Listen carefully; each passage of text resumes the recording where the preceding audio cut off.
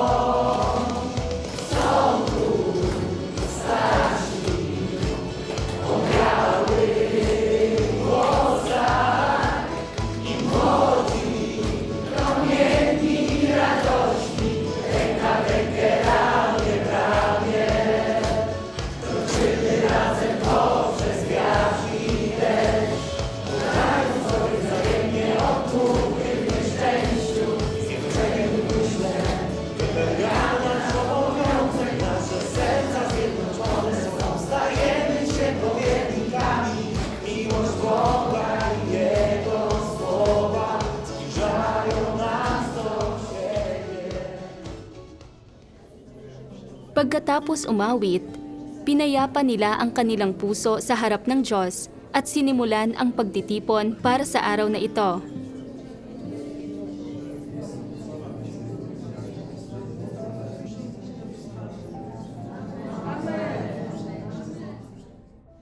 Pagkatapos, binasa ng lahat ang mga salita ng makapangyarihang Diyos at ibinahagi ng ilan ang kanilang pagkaunawa. Bóg Wszechmogący mówi, czy widzicie teraz wagę dążenia do prawdy i zyskania jej? Jaka jest pierwsza rzecz, którą powinieneś zrobić, aby dążyć do prawdy? Powinieneś być uczciwym człowiekiem. Tylko jeśli ludzie dążą do bycia uczciwymi, mogą się dowiedzieć, jak głęboko sięga ich zepsucie i czy rzeczywiście mają człowieczeństwo. Tylko wówczas mogą jasno poznać swoją własną miarę i zauważyć własne braki. Tylko jeśli praktykują bycie uczciwym, mogą sobie zdać sprawę, ile kłamstw wypowiadają i jak głęboko ukryte są ich podstępność i fałsz. Tylko na drodze doświadczenia praktykowania bycia uczciwym ludzie mogą stopniowo poznawać prawdę o własnym zepsuciu i poznać własną naturę istotę. I tylko wtedy ich zepsute usposobienie będzie nieustannie oczyszczane. Tylko przez ciągłe oczyszczanie zepsutego usposobienia ludzie będą mogli zdobyć prawdę. Nie spieszcie się, doświadczając tych słów. Bóg nie doskonali tych, którzy są podstępni.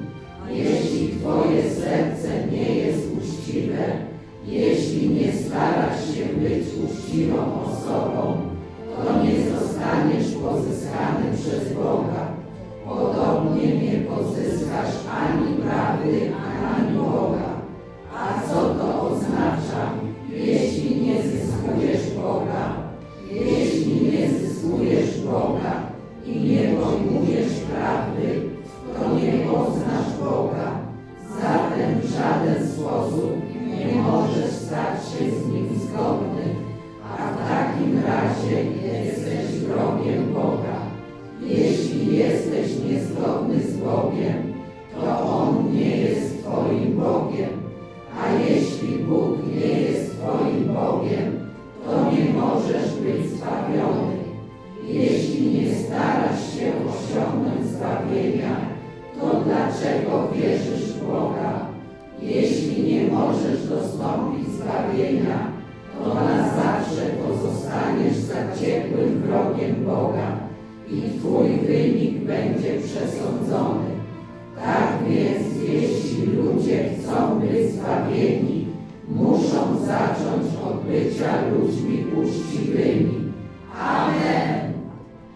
Kiedy czytałam słowa Nang mabasa ko ang mga salita ng Diyos tungkol sa pagiging matapat, naunawaan ko na ang pagiging matapat ay hindi lang isang mabuting katangian, kundi isang landas tungo sa pagsasagawa ng katotohanan at pagbuo ng isang normal na ugnayan sa Diyos.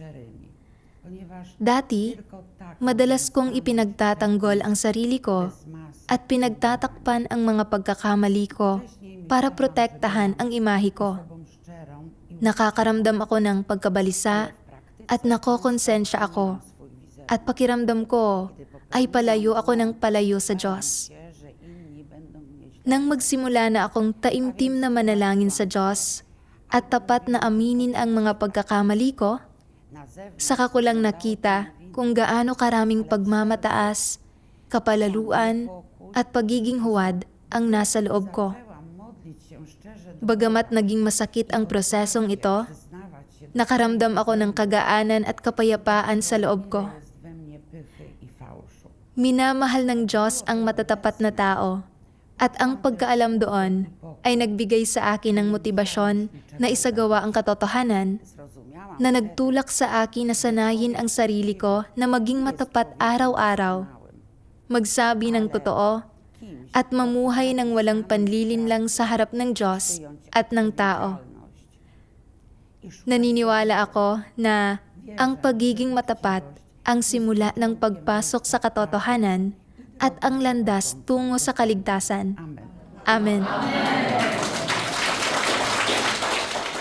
Ze słów Boga Mula sa mga salita ng Diyos, naunawaan ko na hinihingi ng Diyos sa mga tao na maging matapat dahil minamahal ng Diyos ang matatapat na tao. rozum, Ang matatapat na tao ay may konsensya, katwiran, at pagkatao, at mapagkakatiwalaan. Bukas sila sa harap ng Diyos at kaya nilang unawain at tanggapin ang katotohanan. Pero ang mga nagsisinungaling at nagtatago ng kanilang mga iniisip at ideya ay mga taong hindi matapat. Hindi nila kailanman tunay na mauunawaan ang katotohanan, ni hindi sila mapapalapit sa Diyos. Napagtanto ko na kung gusto ko talagang maunawaan ang katotohanan, dapat akong maging isang matapat na tao sa harap ng Diyos. Ibinibigay ang aking puso sa Kanya at hindi nagtatago ng anumang sariling sekreto. Saka lang ako magagabayan ng mga salita ng Diyos at mababago ng mga ito ang buhay ko. Amen.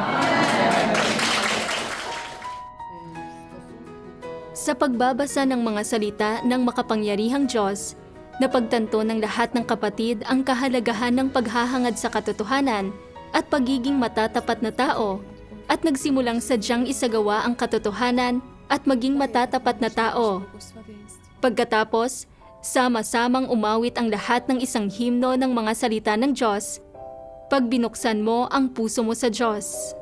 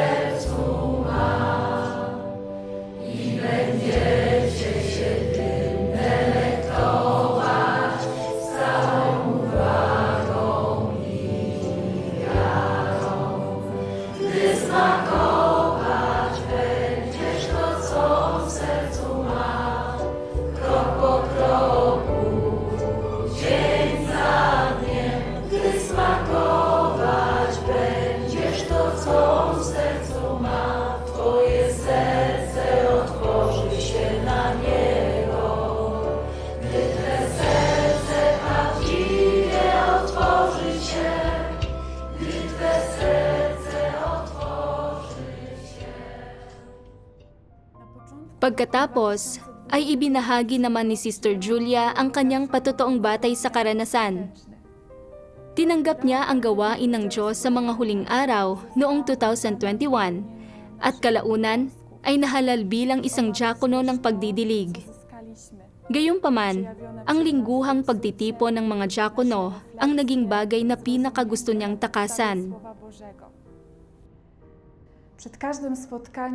Sa tuwing nagtitipon kami, nakakaramdam ako ng matinding kaba dahil hindi ako makapaglakas loob na magbukas tungkol sa aking katiwalian at mga pagkukulang.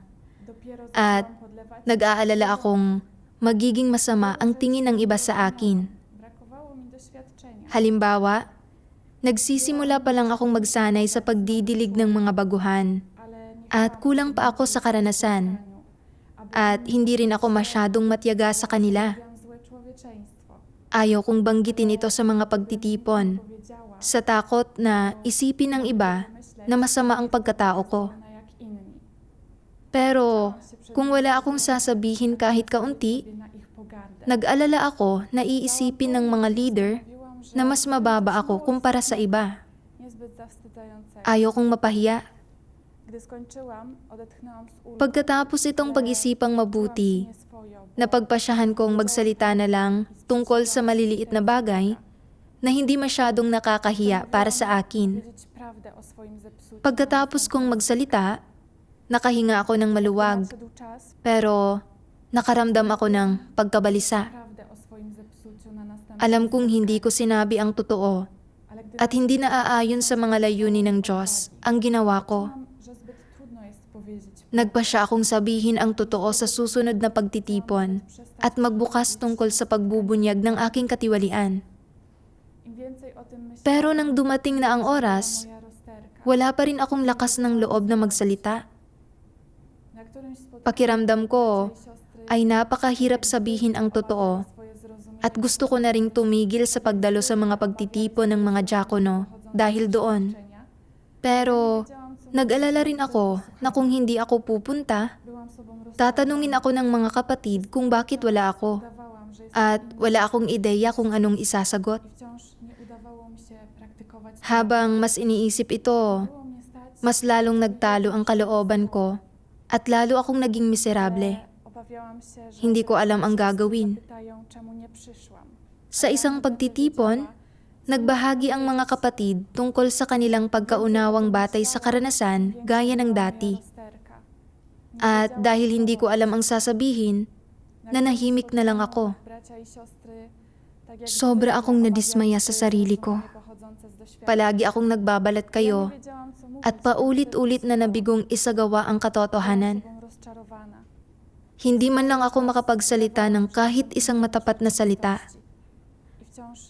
Naging miserable ako, kaya nanalangin ako sa Diyos. Hinihiling sa Kanya na akayin ako palabas sa kalagayang ito. Kalaunan, nakabasa ako ng isang sipi ng mga salita ng makapangyarihang Diyos.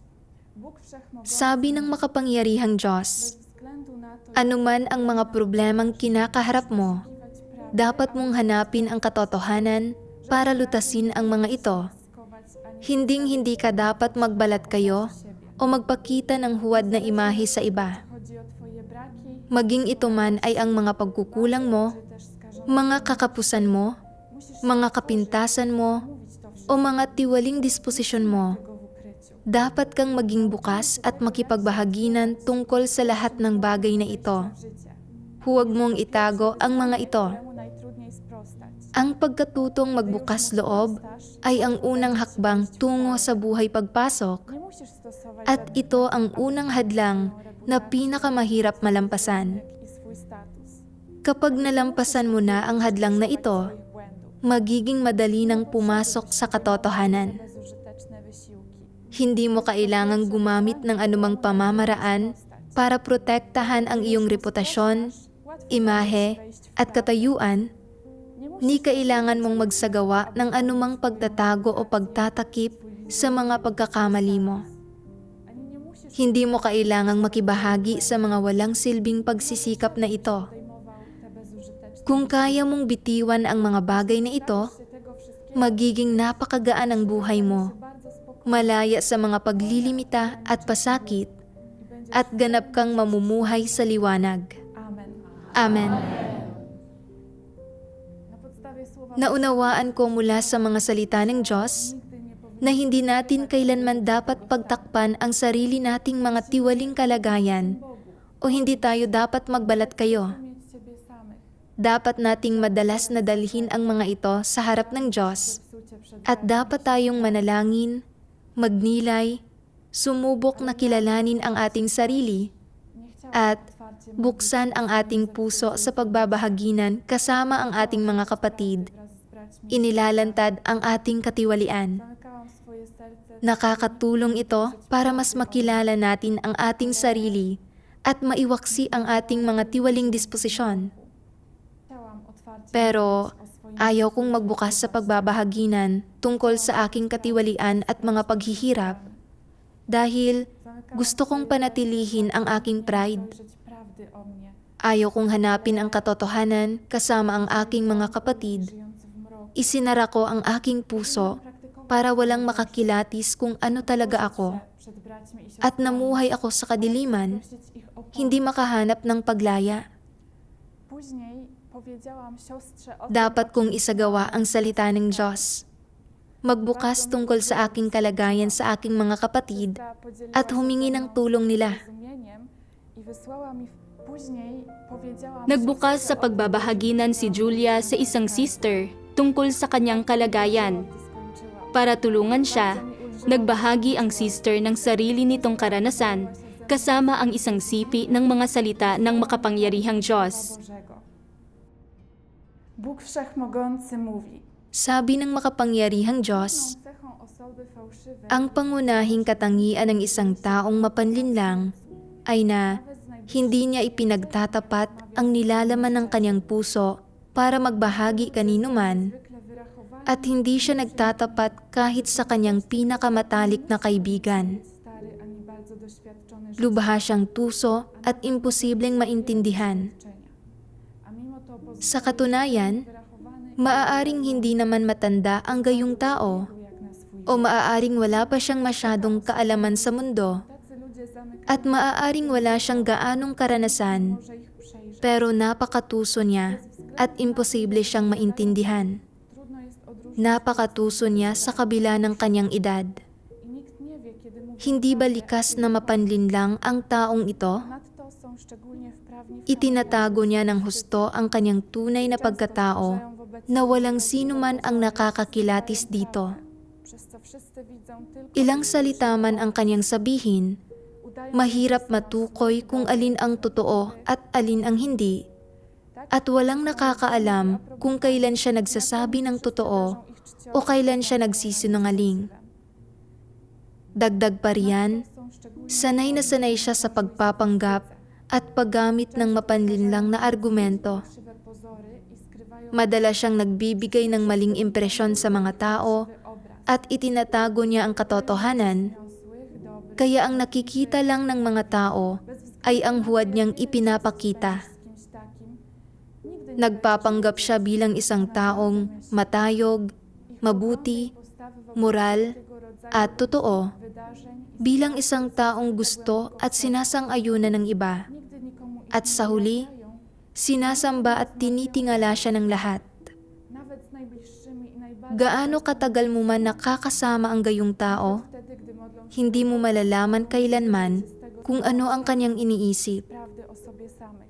Ang kanyang mga pananaw at saloobin sa lahat ng klase ng tao, Wydarzeń pangyayari są skryte at bagay ay nakatago sa kanyang puso. nie wyjawiają i nigdy nie Hindi niya sinasabi ang mga bagay na ito kanino man kahit kailan. bardziej zaufanymi osobami Hindi siya nagbabahagi tungkol sa mga bagay na ito do Boga kahit sa kanyang pinakamalapit na kapalagayang loob. z prawdy o sobie samych. Kahit kapag nagdarasal siya sa Diyos, Próbują udawać maaaring hindi niya ipinagtatapat ang nilalaman ng kanyang puso krzywymi i najbardziej o ang katotohanan tungkol sa kanyang sarili. nawet wtedy, gdy modlą się do Hindi Boga, lang iyan. nie zwierzać się z tego Sinisikap niyang magpanggap bilang isang taong may mabuting pagkatao, na napaka-espiritual at dedikado sa paghahangad sa katotohanan. bardzo uduchowionego, Walang sino mang nakakakita kung anong klaseng disposisyon ang taglay niya at kung anong klase siyang tao. Amen. Amen. Nie mówią, Mula sa mga salita ng Diyos, nie mówią napagtanto ko na hindi kailanman nagsasabi ng totoo o nagsasalita mula sa puso zamiast tego ang mga mapanlinlang na tao, decydują się. ni hindi sila nagbubukas at naglalantad ng kanilang tunay na kalagayan. Dokładnie taka, jak to ujawnia Sa halip, madalas silang nagtatago at nagkukunwari.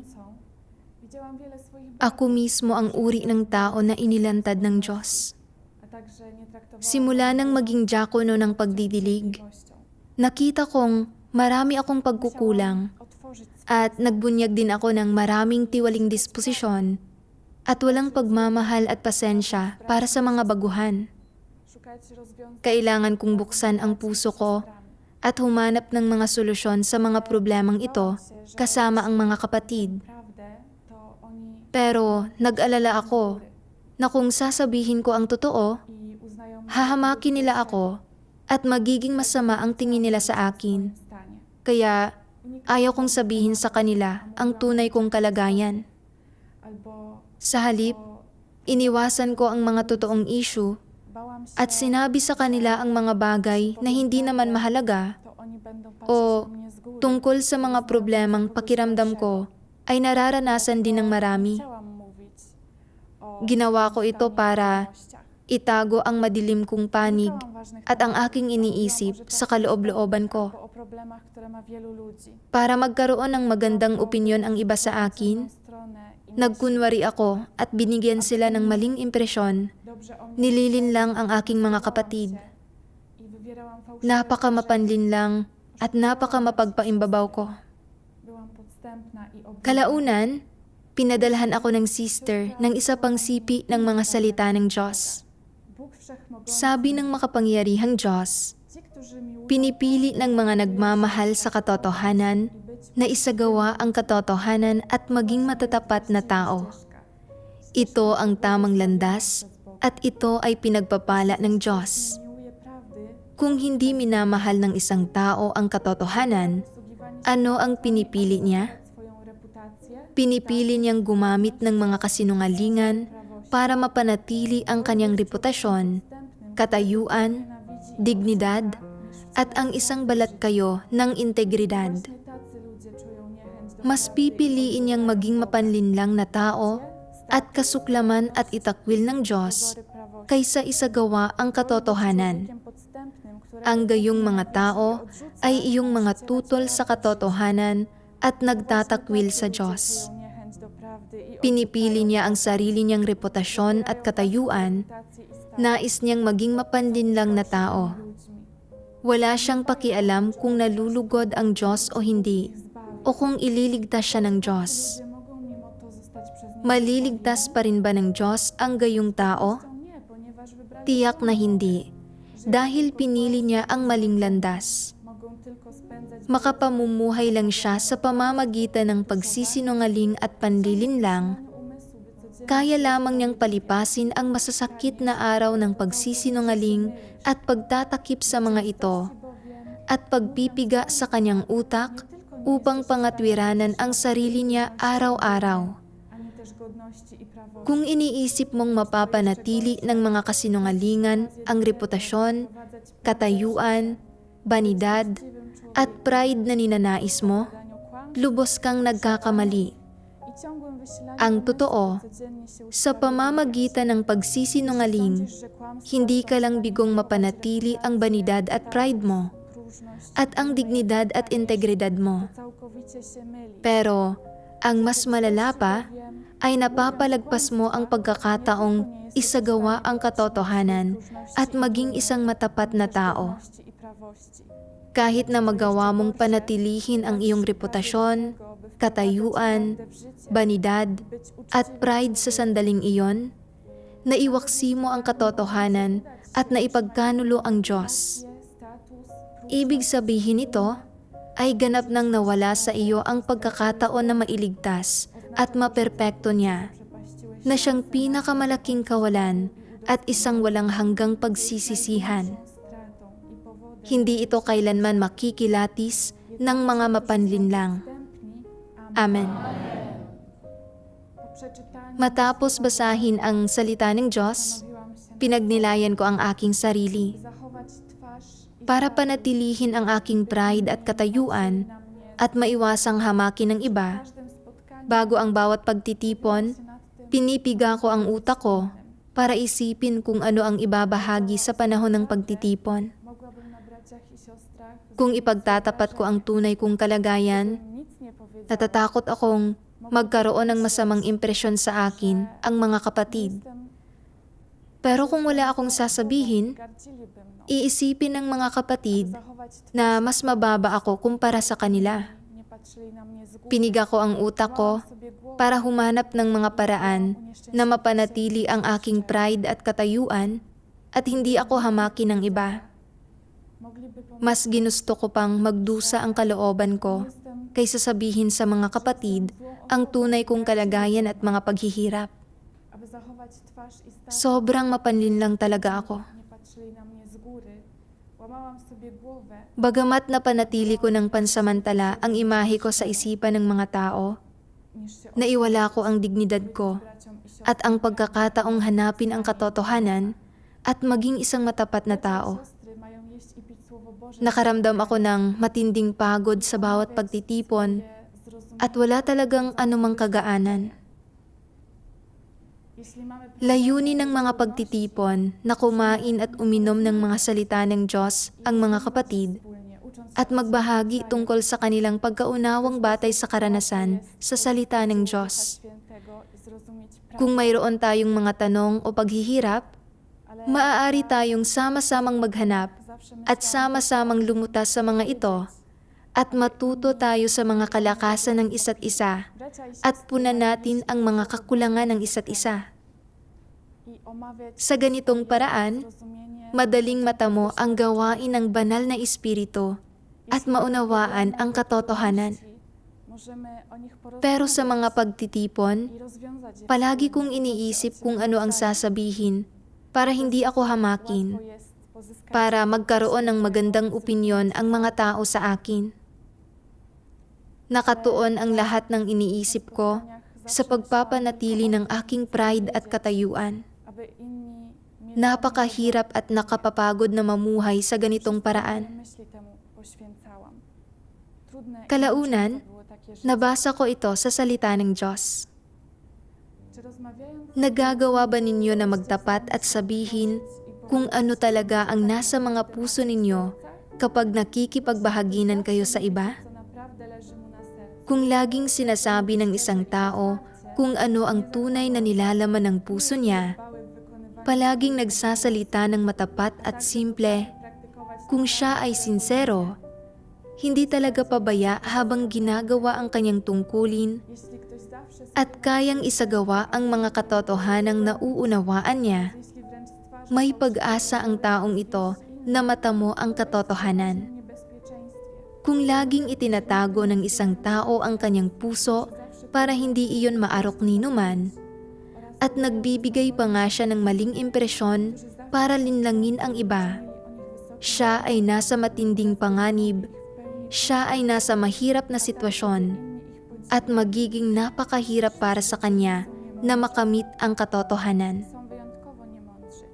Ang mga taong hindi nagbubukas ng kanilang puso kahit kailan, na laging sinusubukang magkubli at magtago ng mga bagay-bagay, at nagpapanggap na sila ay kagalang-galang, at gusto palaging tingalain sila ng iba, na hindi tulutan ang iba na lubos silang masukat at pahangain ang lahat. Hindi ba't hangal ang mga taong ito? Pinakahangal ang mga taong ito dahil sa malaot madali ay malalantad ang totoo tungkol sa mga tao. Anong landas ang kanilang tinatahak sa pag-asal ng ganito? Ito ang landas ng mga Pariseyo. Nangangani ba ang mga mapagpaimbabaw o hindi? Ito ang mga taong pinakakinasusuklaman ng Diyos. najbardziej. Kaya sa tingin mo ba ay nanganganib ang mga ito o hindi? Czy nie? Ang lahat ng pariseyo ay tumatahak sa landas tungo sa pagkawasak. Amen. Amen. Uświadom Naunawaan ko mula sa mga salita ng Diyos na gusto ng Diyos na maging matatapat na tao tayo, kłamać, magsalita ng simple at prangka, przejawiamy at huwag magsinungaling o manlinlang. mówić, by inni Kapag nagbubunyag tayo ng katiwalian, życie dapat tayong magbukas at ilantad natin ang ating sarili prawdę, para makita ng iba ang mga totoong iniisip natin. dając innym dostrzec, Hindi gaanong nakakapagod ang mamuhay sa ganitong paraan stają się coraz at mas madaling pumasok sa katotohanan at tumahak sa landas ng kaligtasan. zgubienia. Sa kabaligtaran, kung palagi tayong nagbabalat kayo at nagbibigay sa iba ng maling impresyon, pinagtatakpan ang ating sarili at pinipigilan ang iba na makita ang tunay nating sarili, lalo lang tayong magiging mapanlinlang at mapagpaimbabaw at hindi natin kailanman malulutas ang ating mga tiwaling disposisyon. Hindi ito ang tamang landas, kundi isang landas tungo sa pagkawasak. Oni wiedzieli, że Jego słowa mają moc i władzę. Naisip ko ang mga pariseyo. Sa panlabas ay mukha silang banal się nie bali. at ginugol ang kanilang mga araw sa pagpapaliwanag ng mga kasulatan para sa iba sa mga sinagoga. Jezus przyszedł, aby działać, Tumayo rin sila sa mga sangandaan at nanalangin moc i para władzę. isipin ng mga tao na mahal nila ang Diyos. Ale Gayunpaman, swój status i wala silang kahit katiting na takot sa Diyos i potem ni hindi nila tinupad ang kanyang mga utos. Nang pumarito ang Panginoong Hesus para gumawa, nakita nilang ang mga salita ng Panginoon ay may kapangyarihan at autoridad at nagmula sa Diyos. Sa kabila nito, para protektahan ang kanilang katayuan at kabuhayan, walang habas nilang nilabanan at kinondena ang Diyos, at sa huli ay ipinako ang Panginoong Hesus sa krus. Zastanowiłam się nad sobą, Napagtanto ko na ang mga pariseyo ay mukhang banal, o swój pero ang totoo ay masama at tuso sila. i mówiłam tylko Bihasa sila sa pagbabalat kayo at pandilin lang. tego zepsucia. Ang lahat ng ginawa nila Poza tym ay para iligaw at kontrolin ang mga tao otwartą osobę. at para sambahin sila ng mga tao. Czy nie byłam równie podstępna? Ang landas na kanilang tinahak ay landas ng paglaban sa Diyos. Nie mogłam tak dłużej Sa huli, postępować. Musiałam być isinumpa at pinarusahan sila ng Diyos. byli podstępni i obłudni Pinagnilayan ko ang aking sarili i oszukiwać. Wszystko para robili, magkaroon ng magandang imahe sa isipan ng iba. by ludzie Itinago ko ang aking katiwalian at nagsalita lang tungkol sa mga pagbubunyag ng katiwalian na madalas sabihin ng lahat. ukarał.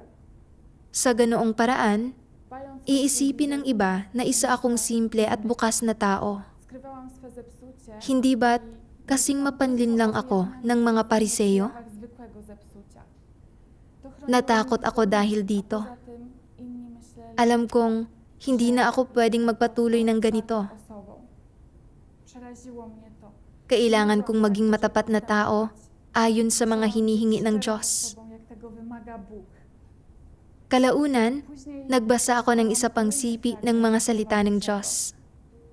Bóg wszechmogący Sabi ng makapangyarihang wie, Diyos, co się stanie, czy jesteś zniechęcony, anuman ang iyong kalagayan, negatibo ka man o may mga paghihirap, osobiste intencje lub anuman ang personal na mga intensyon o mga plano na mayroon ka, miłeś sobie badając at anuman ang nabatid mo na o napagtanto sa pamamagitan ng pagsusuri, z innymi. dapat kang matutong magtapat at makipagbahaginan. Oświeca i iluminuje At habang nakikipagbahaginan ka, jasno dostrzec gumagawa ang banal na espiritu. jego źródło i istotę. At paano gumagawa ang banal na espiritu? Umożliwia ci zrozumienie prawdy, Binibigyang liwanag at tinatanglawan ka niya. że ścieżki praktyczne Tinutulutan kang makita ng malinaw ang kalubhaan ng suliranin potrafi się otworzyć. at malaman ang ugat at diwa nito. Oznacza to, że ma uczyć Pagkatapos, oświecać ay unti-unti kanyang binibigyang kakayahan na maunawaan ang katotohanan at ang kanyang mga layunin, makita ang landas ng pagsasagawa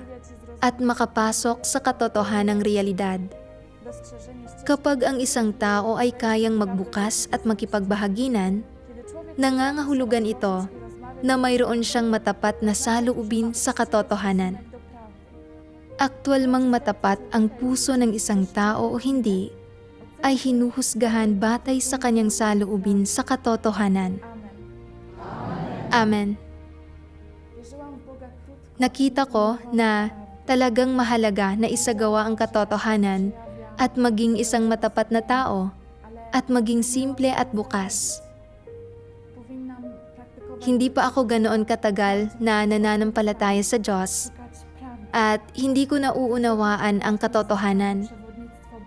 Kahit na alam kong nagbunyag ako ng maraming tiwaling disposisyon, hindi ko alam kung paano lutasin ang mga ito.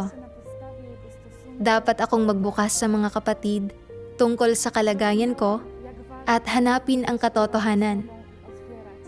Sa ganitong paraan lang ako magkakamit ng gabay ng Diyos at makakatulong din itong lutasin ang mga tiwaling disposisyon ko. Kasi simula ko lang magdilig ng mga baguhan, kaya normal lang na hindi ko pa nauunawaan ang maraming bagay. Dapat akong magbukas at lalo pang maghanap kasama ang mga kapatid para unti-unti kong maarok ang mga prinsipyo ng paggawa sa aking tungkulin at magawa ito ng pabuti. Nagsimulang isagawa ni Julia ang pagiging isang matapat na tao ayon sa mga salita ng Diyos. Nagbubukas sa pagbabahaginan sa kanyang mga kapatid tungkol sa kanyang katiwalian at mga pagkukulang. Sa pamamagitan ng kanilang pagbabahaginan at tulong, naunawaan niya ang mas maraming katotohanan at nakaramdam siya ng kalayaan at kagaanan sa kanyang puso. Umawit si Sister Julia ng isang himno sa wikang Tsino, "Walang pusong mas mabuti kaysa sa puso ng Diyos." 有神朝夕相处，人是神可爱态度，神话皆是审判，看见败坏真相，接受神的检查，显明被你不少，敞开进行交通，真理明白透了。生怕触犯神心情，亲善自己，别再被你伤身心。我虽选择爱神，还有几挣扎，仍要竭力进取，代表彼得精神。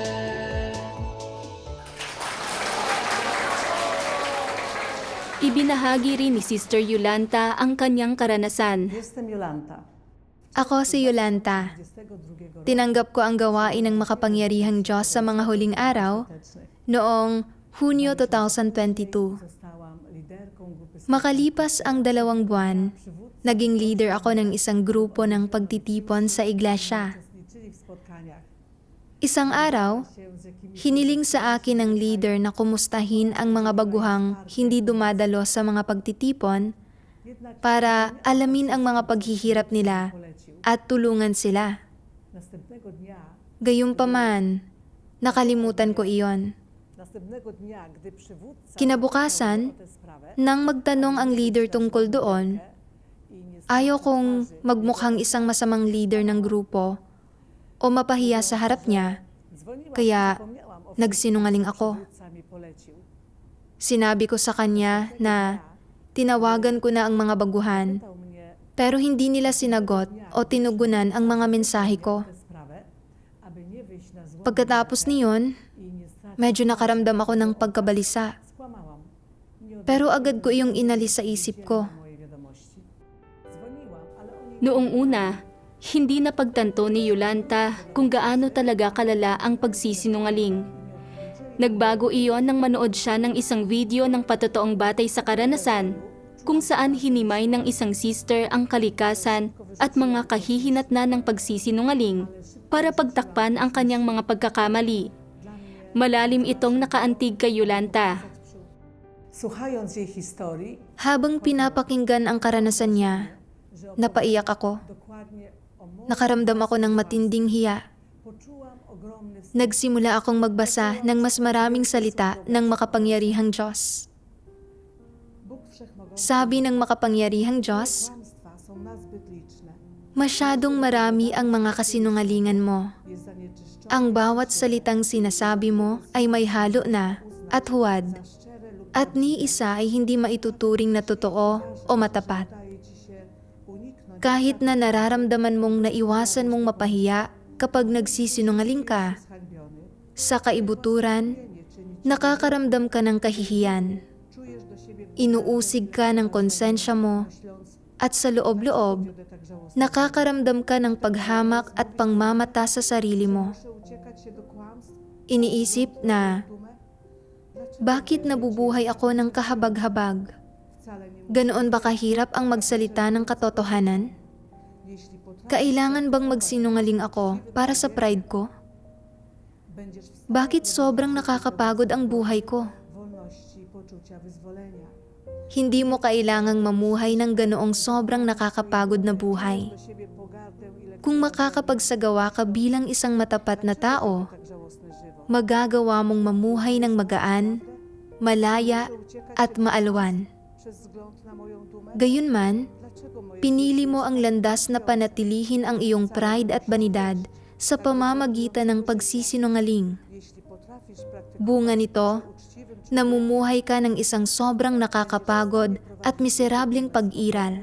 wolności i Lahat ng ito ay ikaw mismo ang may gawa. zachowania swojej dumy i próżności Kung iniisip mong mapapanatili ng mga kasinungalingan ang reputasyon, katayuan, banidad, at pride na ninanais mo, lubos kang nagkakamali. są w stanie Ang totoo, sa pamamagitan ng pagsisinungaling, hindi ka lang bigong mapanatili ang banidad at pride mo, at ang dignidad at integridad mo, nie tylko nie pero ang mas malala pa ay napapalagpas mo ang pagkakataong isagawa ang katotohanan at maging isang matapat na tao. masz okazję do tego, Kahit na magawa mong panatilihin ang iyong reputasyon, katayuan, banidad, at pride sa sandaling iyon, utrzymać naiwaksi mo ang katotohanan at naipagkanulo ang Diyos. odwróciłeś prawdę, Ibig sabihin nito ay ganap nang nawala sa iyo ang pagkakataon na mailigtas at maperpekto niya i udoskonalił. na siyang pinakamalaking kawalan at isang walang hanggang pagsisisihan. Amen. Amen. Malalim na nakaantig sa akin ang mga salita ng Diyos Zaczęłam at sinimulan kong pagnilayan ang sarili ko. chciał jedynie dowiedzieć Gusto lang malaman ng leader czy nie uczestniczył, kung bakit hindi dumadalo sa mga pagtitipon ang mga baguhan. po prostu o tym zapomniałam. Sa totoo lang, A jednak nakalimutan ko ng tuluyan na kumustahin sila. Dapat ay sinabi ko na lang ang totoo.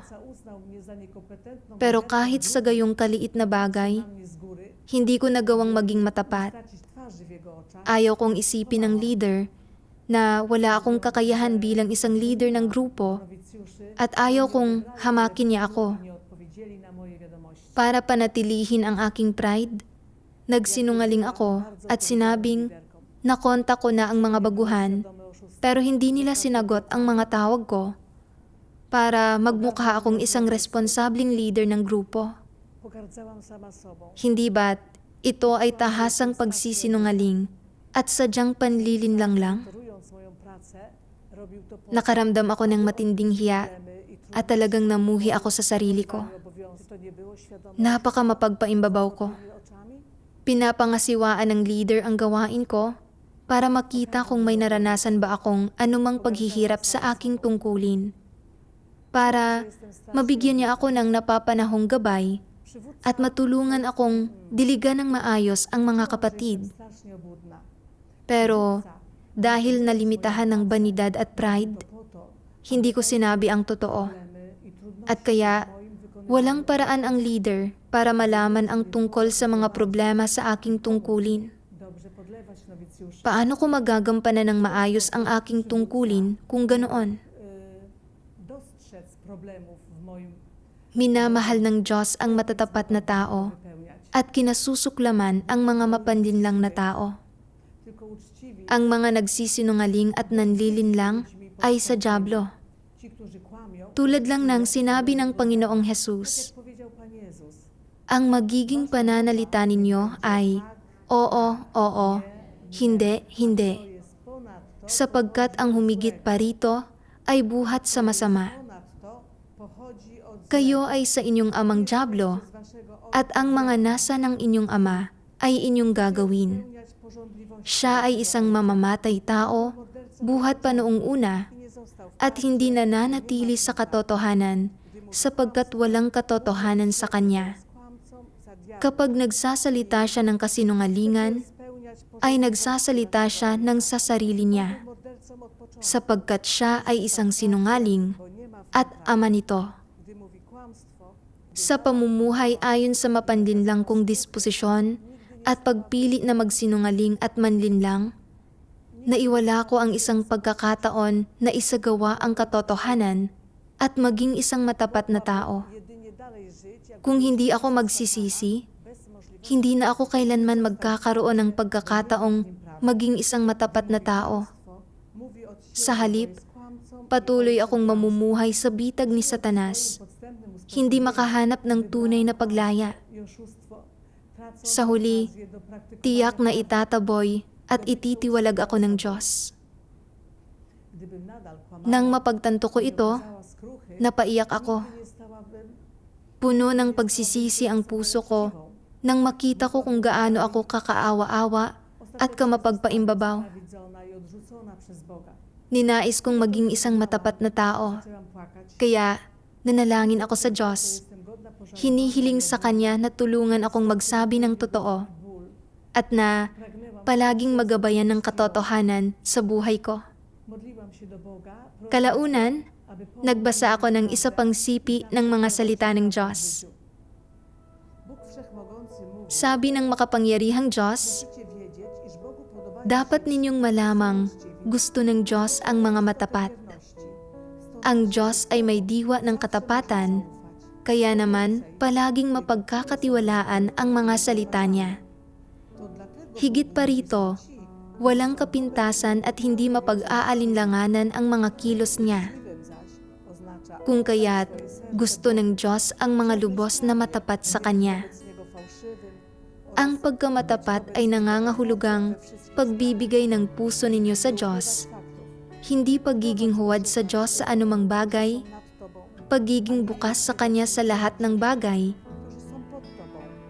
hindi pagtatago kailanman ng mga katunayan, Nie próbą hindi pagtatangkang manlinlang sa mga nasa itaas ninyo at maglihim sa mga nasa ibaba ninyo, Tobą. at hindi paggawa ng mga bagay na pagtatangka lamang upang makuha ang pabor ng Diyos. Co byłoby jedynie próbą Sa madaling salita, Bogu.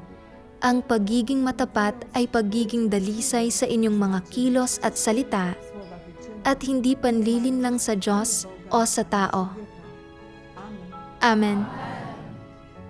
Zrozumiałam, Mula sa mga salita ng Diyos, naunawaan ko na ang Diyos ay may diwa ng katapatan at minamahal niya ang matatapat na tao. niezależnie od tego, Matatapat na tao lang ang nagtataglay ng tunay na wangis ng tao. mówić prawdę.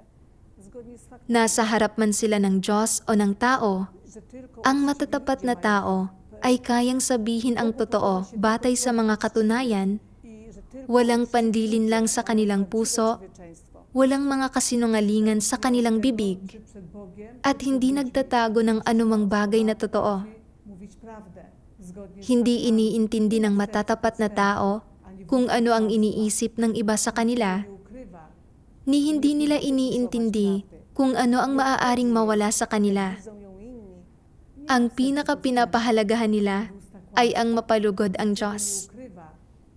Sa pagiging isang matapat na tao ka lang, makakalaya mula sa mga gapos ni Satanas może stracić at sa huli ay mailigtas ng Diyos at makapasok sa kanyang kaharian. radość. Tylko będąc uczciwą, Sa pamamagitan ng pagbabasa ng mga salita ng Diyos, naunawaan ni Yolanda ang kahalagahan ng pagsasagawa ng pagiging isang matapat na tao at kusa niyang inamin ang kanyang kasinungalingan sa leader. znając się, że w chwili, gdy powiedziałam Nang sabihin ko ang totoo, nakaramdam ako ng matinding paglaya. mnie, ale omówiłam Hindi ako pinagalitan ng leader, mi kundi bardzo po nagbahagi siya tungkol sa katotohanan para tulungan ako. kamię już po to, aby chronić własne. Malalim itong nakaantig sa akin. Pewnego razu Mula noon, mi zapytała mnie, tuwing nagtatanong ang leader tungkol sa gawain ko, szkoliłam nową palagi ko nang sinasabi ang totoo. zaplanowałam Hindi na ako nagsinungaling para protektahan ang reputasyon ko. Obawiałam się, że Isang araw, powiem prawdę, tinanong ako ng leader kung nasanay ko na ang mga manggagawa ng ebanghelyo.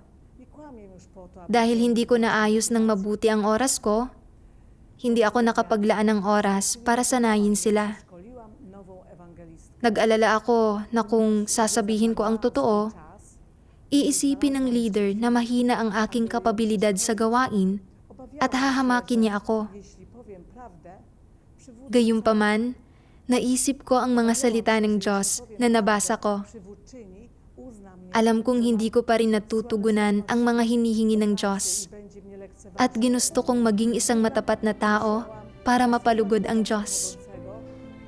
Kaya sinabi ko sa leader ang totoo O zachowanie at hindi ko na sinubukang panatilihin ang aking pride.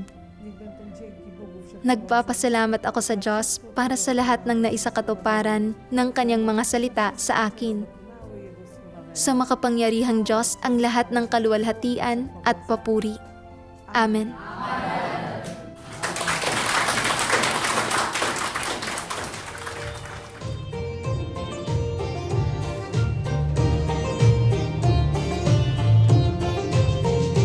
Bracia, siostry się spotykają, czujemy się sobie bliscy, a nasza radość jest niewysłowiona. Omawiamy słowa i dzielimy się swoimi świadectwami. Zrozumienie prawdy niesie naszym duchom radość. Nie ma rytuałów, nie ma reguł, we wszystkim jest wolność i wyzwolenie. Radujemy się słowami Boga i żyjemy przed Jego obliczem. Z wesołym śpiewem i śmiechem to radość bez końca.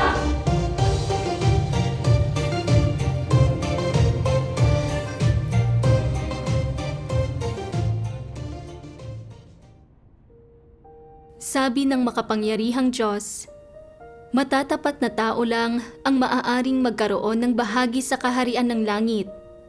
Kung hindi ka magsisikap na maging matapat na tao, at kung hindi ka dumaranas at nagsasagawa sa direksyon ng paghahangad sa katotohanan, kung hindi mo ilalantad ang sarili mong kapangitan, at kung hindi mo ilalantad ang iyong sarili, hinding-hindi mo matatanggap ang gawain ng banal na Espiritu at matatamo ang pagsang-ayon ng Diyos. Tinutulungan tayo ng mga salita ng makapangyarihang Diyos na maunawaan na matatapat na tao lang ang makakapasok sa kaharian ni Kristo. Dahil mismo naunawaan ng mga Kristiyano ng ang iglesia ng makapangyarihang Diyos sa Poland ang susing katotohanan ito, kaya nagsimula silang hanapin ang landas ng pagsasagawa para sa pagiging matatapat na tao sa mga salita ng Diyos. Bagamat sa kanilang pagsasagawa at karanasan, nakita nilang malalim nang nakaugat sa puso ng mga tao ang mga tiwaling disposisyon at hindi maiwawaksi sa loob ng maikling panahon. Hindi sila nagiging negatibo o umaatras. Sa halip, pinipili nilang tahakin ang landas ng paghahangad sa katotohanan.